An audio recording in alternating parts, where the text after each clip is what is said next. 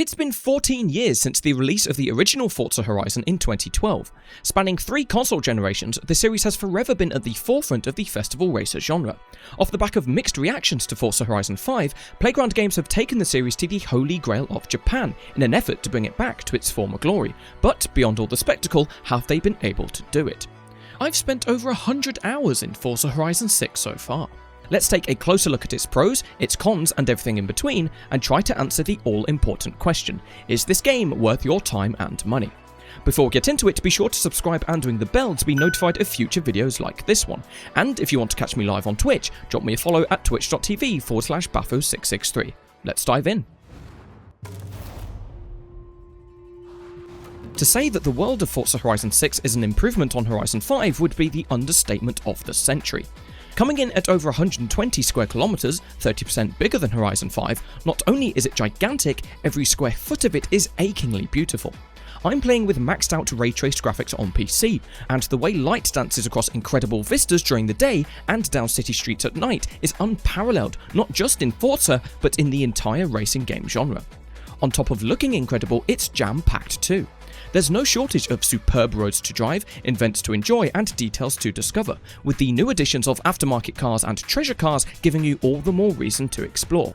Navigation is the best in the franchise to date, with almost all trees, barriers, and signage now fully destructible. This makes it a much more car-friendly world than previous entries, with the focus on verticality providing a different and altogether less frustrating challenge as you blast across the map. As you tour Japan, you'll realise just how rich and varied the environments are too. From the bustling streets of Tokyo, by far the largest city in a Horizon game to date, to the sprawling festival site, the masses of open farmland, grassroots circuits, ancestral villages, sun-soaked beaches, frosty mountain passes, and more, it's a stunning blend of old and new, historic and modern, traditional and contemporary. Each road isn't just a joy to drive, it's a pure feast for the eyes as well. I've lost count of how many times I felt compelled to pause for a moment and drink it all in. The sights of the Tokyo skyline, snowy mountaintops, and sun-kissed forests are genuinely magnificent. It's all just as pretty up close as it is from afar. The vibrant cherry blossoms, the wear on the road surfaces, the wood and stone of the various temples, the imitation brands that adorn checkpoint banners and advertising hoardings, Playground Games have gone to great lengths to make the world look authentic, and that's perhaps the best compliment I can give it. It feels real. The gas stations dotted across the map, the ever-present convenies, the huge variety of parking lots. It truly feels like a living, breathing world that's tailor-made for cars. There's places to race, drift and drag them, but there's also places to park them, photograph them, and meet up with friends. Yes, the amount of traffic may be a little sparse, but it's just the right amount to play its part without getting in the way. I can safely say without a shadow of a doubt that this is the best open world Forza Horizon has ever had, and perhaps the best open world ever seen in a racing game. The world is unmatched, but what about the graphics? Safe to say they're a big step forward. As we've mentioned, the lighting is damn near immaculate. Take 2 of my favourite spots in the Nangan region alone. This tunnel in the southwest, where light streams between the supports to create near photorealistic visuals, and this dirt road below the Kawazu-Nanadaru loop bridge, with cherry blossoms all around, fantastic verticality, and immaculate framing of the road ahead. Words can scarcely describe how utterly breathtaking this game can be. From shimmering sunlight during the day to the glow of streetlights at night, the reflections, shadows and light dispersal is simply brilliant, creating stunning settings across the whole day and night cycle and weather spectrum. There's not a huge variety of weather right now. Clear skies, clouds and various levels of rain, snow and fog is all we get on release, but even the greyest of skies produces a world that's a beauty to behold. On the car front, a selection of more popular vehicles have been remodelled, with much better accuracy, both inside and out, for the likes of the R32 GTR, Silvia S15, RX-7 and many more. What immediately hits you is vehicle paint, which looks far more authentic than before. Reflections dance across the surface, rain and dirt looks more profound, and damage, well, it's still a Horizon game, so limited deformation, no broken glass, etc., but it is a clear step up from Horizon 5. Water, dirt and snow effects look particularly good, with highlights including those gorgeous rain reflections at night and the frosted look that graces your car in the mountains. Looking closer, there's an impressive focus on the details yet again. Not only is exhaust gas accentuated in colder environments, exhausts and engines shake as you apply the throttle, and those backfires are as delightful as ever.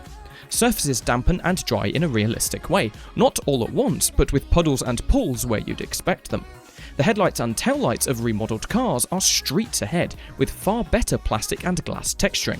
It's not all perfect. Cars sometimes create this ghosted motion blur look at speed, the spits of flame from the Forza Edition MX-5 in the snow look pretty awful, and there's a few minor bugs, such as spray appearing in the Legend Island tunnel, but these really are nitpicks in an otherwise flawless visual experience. The UI is a clear improvement on Horizon 5 too. Colours are bright, text is clear, and although there's a lot going on at points, it never feels too overwhelming, even on the world map. There's several quality of life improvements that the community have long asked for too. An auto-drive function, a button to cancel matchmaking, a map filter for events you haven't completed, a pop-up to turn Anna off if you keep dismissing her suggestions, and a proximity radar you can enable in the accessibility settings. Great for multiplayer races. Speaking of cars, there's 614 of them available on release. That's about 80 more than Horizon 5 on release, and not only do they look terrific, they handle much better too. There's no more strange oversteer or understeer. Cars handle as you expect they should, and you can really feel the effects of vehicle weight, engine torque, drivetrain, and more. It's more realistic and more predictable, with much better grip and a far better feeling on the brakes, which means no matter what you're driving, you'll have a far more enjoyable experience. For all the pitfalls of 2023's Forza Motorsport, to me it hit the holy trifecta of video game car handling. It communicated what the car was doing, it was reasonably forgiving, and it was profoundly fun, and you can certainly feel the influence of this handling model on Horizon 6. It's like they've taken the best elements of Motorsport's handling and fused it with Horizon's typical approach. And add to this the expanded array of engine swaps, fine-tuning options, Forza Edition cars and more, and the end result is a smash hit. To me, this is the first Horizon game where a stock Lotus actually handles like it should, and if that isn't a clear indicator of the improvements they've made on the handling, I don't know what is. Again, it's not flawless. Suspension compression after big jumps can still lead to big speed loss. The nature of the map means all-wheel drive is still king, and every now and again, the destructible environments can cause strange misdirections, particularly at low speed, but again, these all feel like minor indiscretions. Beyond your regular cars, there's 18 Forza Edition cars too, ranging from cool and quirky to flat out ridiculous. Each of them are oozing with charm, and the attention to detail on each of them is fabulous to see. Whilst they don't appear to be the outright best vehicles in any niche or car class, there are some utterly insane tunes out there that will certainly put a smile on your face. On the customization front, it's a mixed bag.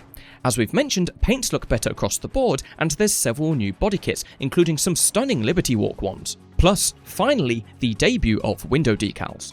For livery creators, however, you can only import vinyls and decals from Horizon 5. No direct livery imports, no imports at all from previous Horizon titles, and no imports from Forza Motorsport either. There's already some terrific community liveries out there though, and I'm sure that, with time, that will only continue to grow. Since we're on customization, let's discuss the character models. Now, we know more clothing options will come in future, and what's available on launch isn't that bad, but the character models look strange. They look decidedly worse than the environments around them. There's not a lot of customization options either, a dozen or so hairstyles, a handful of skin colours, and that's about it. Prosthetics and hearing aids are great, but having no facial hair at all feels like a big omission, and I hope they'll add more options here in the future. That being said, the NPC characters are, in general, pretty good. They've got amicable personalities, their lines are reasonably well written, and they're all much more down to earth. The friendly exchanges between characters in the story modes is a nice touch, and it's great to get to know some of these characters on more than just a surface level. One character stands out though, and not in a good way: Larry Chen. Now, Larry is a world-renowned automotive photographer, and it's fantastic to see him as the focal point of the Moto Auto story, but he just sounds so bored. He can certainly sound excited when he wants to IRL, but his performance here is just flat and uninspired, even when what he's saying clearly calls for some passion and enthusiasm. Anyway, back to the cars. They look good, they handle well, and they also sound utterly fantastic. The audio has seen a massive upgrade on Forza Horizon 5. Let's hop into the stock Nissan GT-R R34 and give it a few revs.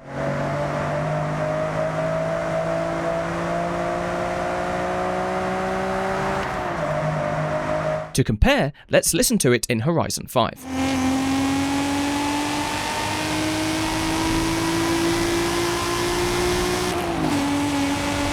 As you can hear, the difference is staggering. Horizon 6 sounds so much more authentic, and it's not just the engine sounds either. Tyre squeals, exhaust pops and shifts all sound crisp, and the way your car interacts with the world sounds great too. Rumble strips, destructible environments, even the cute sounds of collectibles, it's all really rather captivating. Tunnel audio has been improved too, just give this a listen.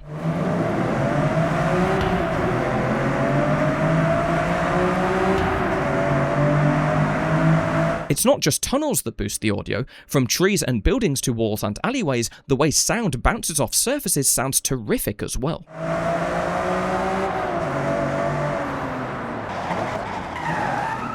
That's truly enchanting. With that said, car-on-car and car-on-barrier collisions still sound more like hitting a punching bag than the scrapes of metal on metal. Given how realistic the rest of the game's audio is, I'm not sure why this is. Maybe it's at the request of the manufacturers? Who knows?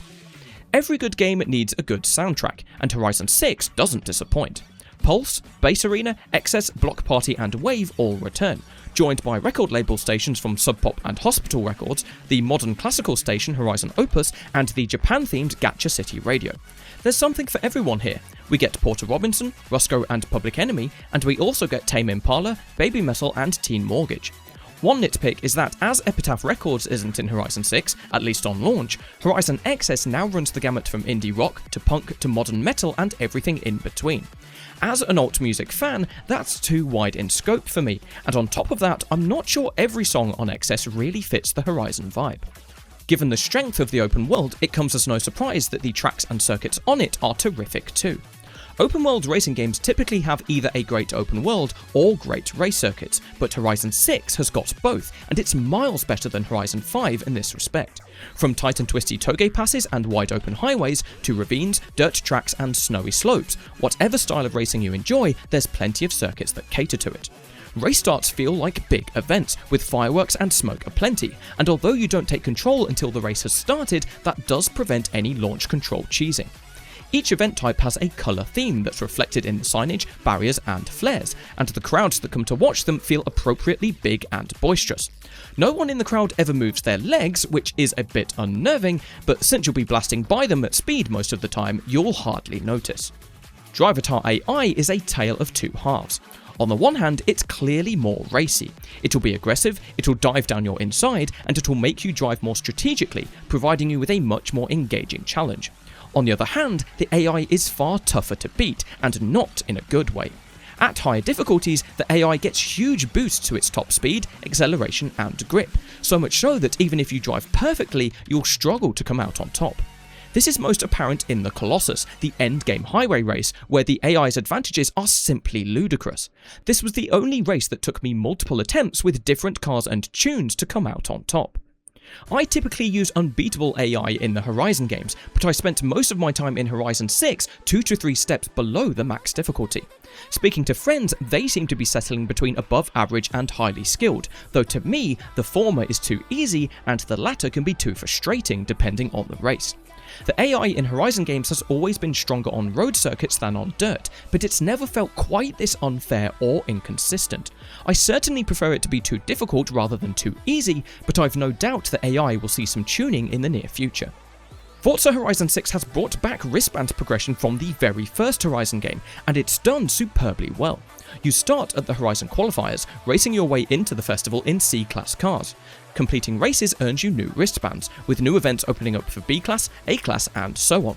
Once you've earned your gold wristband, you unlock Legend Island and the 4 endgame races, the Gauntlet, the Titan, the Colossus and the Goliath. Outside of these festival races, there's street races, day trips, stories, the food delivery job, and the brand new Touge events that you can do at any time, alongside open world drag strips and time attack circuits. It's an excellent blend of linear progression and non-linear freedom. There's always plenty to do, and once you've completed a festival event for the first time, you can redo it in any car class you like. You're not shoehorned into one type of event either. You can easily progress doing mostly asphalt, mostly off-road, or a mix of both. AI cars do still base their performance index around your vehicle, but because of those class restrictions for many events, you'll be switching vehicles on a regular basis. As we've mentioned switching vehicles, let's dive into car collection and the economy. After the introduction, you pick one of 3 starter cars. Sounds like a meaningful choice, right? Well, not really, since you're actually given all 3 cars anyway. This happens again once you've completed the Horizon Invitational. There's 3 cars, you pick one, yet you receive all 3 of them. I get that they want you to have a car for each event type early on, but the side effect of this is that you don't need to buy any cars until several hours into the game. There's many different ways to acquire cars: the auto show, the auction house, as rewards for progression, events or wheel spins, as barn finds or treasure cars, or through the brand new aftermarket cars you'll find at the side of the road. Aftermarket cars have become my main way of obtaining new vehicles. There's dozens of them across the map that rotate on a regular basis, and not only do they offer a discount on the auto show price, you'll also find modified cars with body kits and unique Forza edition vehicles too. Wheel spins are far less generous than before. You'll mostly receive a modest amount of credits through both regular and super wheel spins, and wheel spin exclusive Forza edition cars and clothing items are now far more rare. If you're like me and tend not to sell or auction any cars you receive, unless they're duplicates, the economy can take a bit of management. On more than one occasion, I found an awesome aftermarket car on offer at a good discount, but buying it would have cost me nearly all of my credits. If you like to wheel and deal, the economy is much more lenient, but either way, the economy never feels like a barrier you can't overcome. It's a nice balance between being forgiving whilst also making expensive, desirable cars feel more meaningful once you're able to afford them. Contrary to what I've heard elsewhere, I never felt I needed to buy an expensive car just for 1 or 2 races. That may be down to my approach. I've completed virtually all of the single player content, but I don't feel the game ever forced me to buy a car I didn't want or couldn't afford. Though Horizon 6 does feel less generous on the car and credit front than its predecessor, I still sit here a few weeks in having earned tens of millions of credits and with over 250 cars. That's pretty typical for a Horizon game, and dissecting their approach to car collection is a topic for another video, but even though I have all these vehicles, I don't feel particularly spoiled. There's probably a dozen of these cars I use on a regular basis, and the rest of them just fade into the background. Anyway, back to the progression. To earn each wristband, you need to complete a specific event. For your first wristband, that's the Horizon Invitational, and for your gold wristband, it's a drive to Legend Island. But in between, there's 2 showcases and 3 new Horizon Rush events. Showcases are all about the spectacle as usual, and the mech one truly stands out, whilst the best way to describe Rush events is showcase-esque. You'll see helicopters, planes, rockets and more as you break walls, tackle jumps and drift around corners, but you're racing against the clock rather than an opponent. Personally, I'd like to see both more showcases and rush events added in future. It's a real crime that there's no showcase against the Shinkansen bullet train, and since Playground Games have expressed how repeatable rush events can be, I'm sure we'll see more in this area down the line. With the festival playlist having begun on May the 21st, we've got the return of weekly challenges with seasonal events and rewards, and though we haven't seen it yet, I'm sure it won't be long before we see seasonal twists on these showcases and rush events too. Beyond wristbands, there's a second progression system: stamps. As you earn each wristband, you'll also unlock new PR stunts, speed traps, drift zones, trailblazers, and more.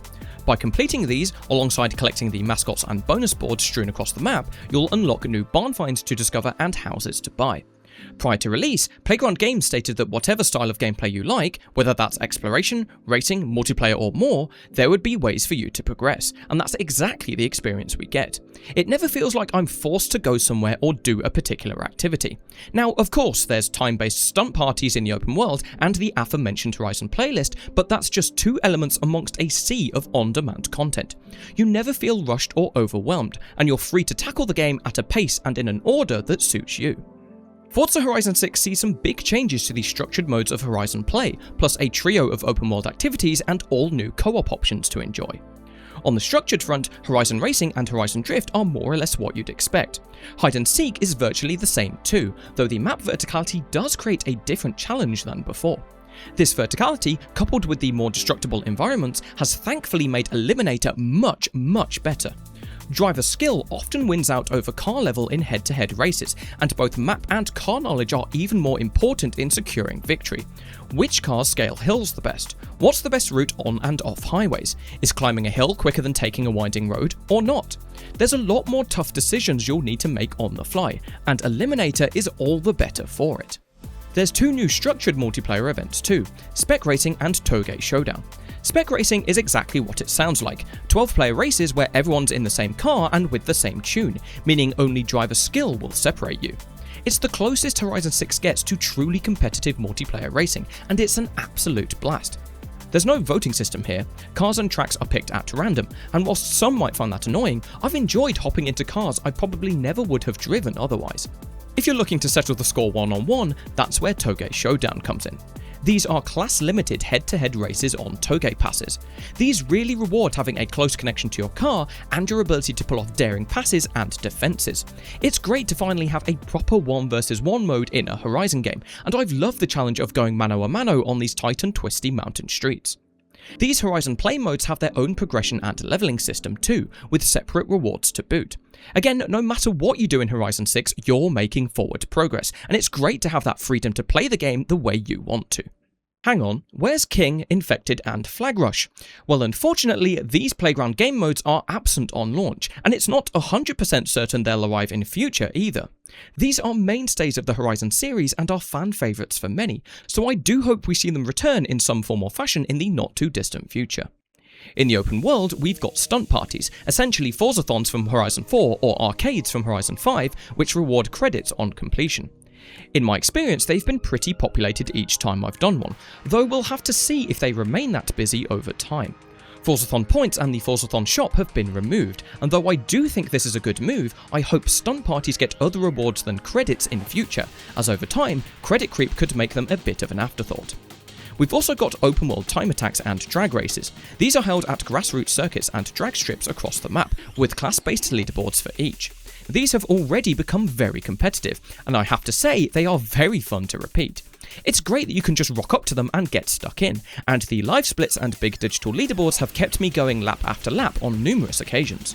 Stories and festival races can now be completed in co-op, and with the new link skills now rewarding you for any skills done alongside other players, there's all the more reason to enjoy the game with those around you.